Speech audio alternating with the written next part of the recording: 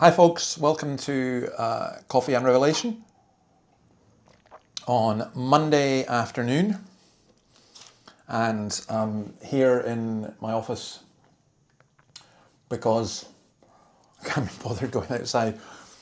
I'm not at home anyway, and so we're not getting the balcony, and it's a bit of a mess behind me. I apologise. I'm here because I'm finishing off the follow-up to Ask called Seek, and Catherine, if you're watching this, yeah, it'll be with you on Wednesday at last.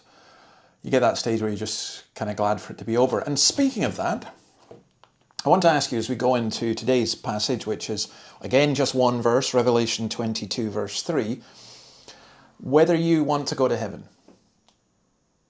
It seems a strange question because we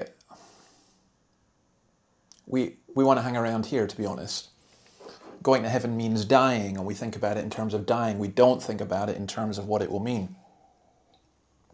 Well, this verse, the more I look at these passages, the more I realize how important they are. And by the way, because I've been studying this in some detail, I was hearing Jordan Peterson on Saturday, and I had the privilege of being able to speak to him afterwards, and he and I were talking about, he mentioned to me the tree of life, the angel guarding the tree of life in the garden, and thinking about what that means. And I suggested to him that he go to Revelation 21, because if you've been following this, you'll see that we reach a kind of stage where, well, I just think it's incredible, a beautiful stage where the angels are standing at the gate, inviting people, ensuring that people come into the tree of life.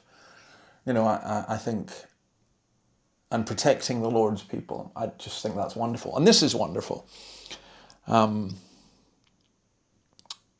it's funny, again, by the way, just thinking of Jordan Peterson. In fact, I've got, what's his book here? I'll say a lot more about this, and I think we'll do something on it.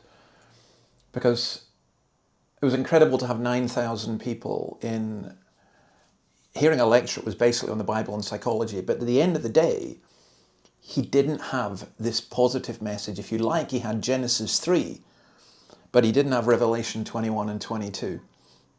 And this, no longer will there be any curse. You know,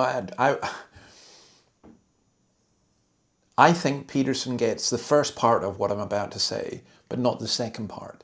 The first part is this: when man is on the throne, we are under the curse.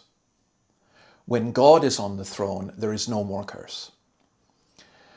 And that's what is being said here. No longer will there be any curse. The throne of God and of the Lamb will be in the city, and his servants will serve him. This is, by the way, taken again, Zechariah 14:11, no more curse. And by the way, again, I think that what Revelation 21 and 22 is doing, indeed the whole of Revelation, but particularly these two chapters, is helping me understand what are called the minor prophets, because so much of what they say there is brought forward here. And it's helping me to understand it in the context of a promise of heaven.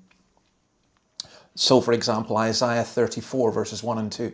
Come near, you nations, and listen. Pay attention, you peoples. Let the earth hear and all that is in it, the world and all that comes out of it.